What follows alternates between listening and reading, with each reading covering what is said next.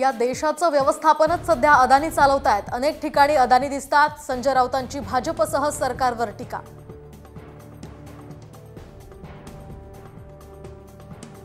मुख्यमंत्री शिंदेंविरोधात गुन्हा नोंदवण्यासाठी मुंबई उच्च न्यायालयात याचिका, तर भडकाऊ भाषणे करणाऱ्यांची शिंदे पाठराखण करत असल्याचा याचिकेत आरोप।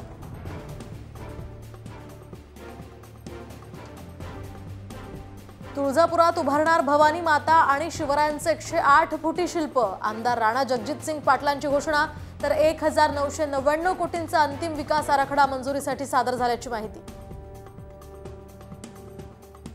काही जणांना मुलीला सीएम करायचंय म्हणून नाव न घेता अमृता फडणवीसांचा शरद पवार आणि सुप्रिया सुळेंना टोला।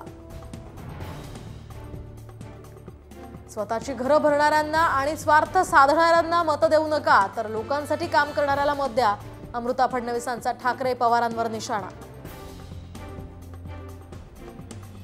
धाराशिवमधील रस्त्यांची कामं करण्यासाठी प्रधानमंत्री ग्रामसडक योजनेतनं 42 कोटी 49 लाख मंजूर। खासदार ओमराजे निंबाळकरांची माहिती।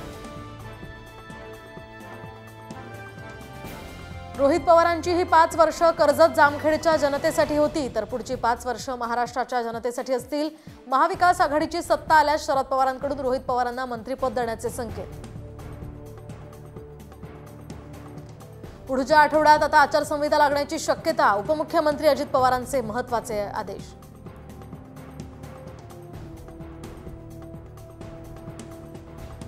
गुन्हेगारी पार्श्वभूमी असणाऱ्या उमेदवारांची माहिती देणं बंधनकारक। केंद्रीय निवडणूक आयोगाच्या राज्यातल्या नेत्यांना सूचना।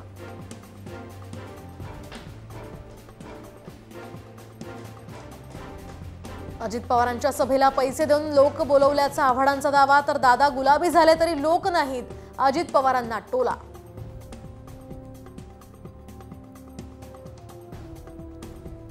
बीडमध्ये मनोज जरांगे पाटलांच्या उपस्थितीमध्ये होणार दसरा मेळावा, तर या नियोजनासाठी नारायणगडावर आज बैठकीचं आयोजन।